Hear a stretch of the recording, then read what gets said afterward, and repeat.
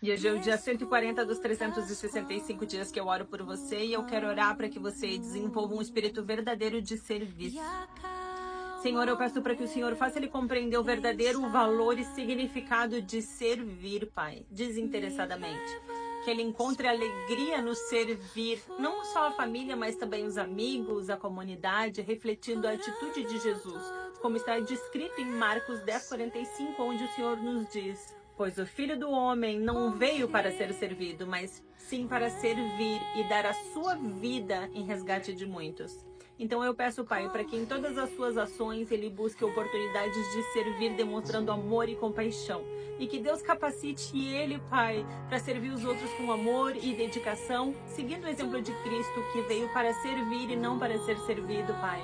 E que o seu coração esteja sempre disposto a ajudar e a fazer a diferença na vida daqueles que estão ao seu redor. Em nome do Senhor Jesus. Amém.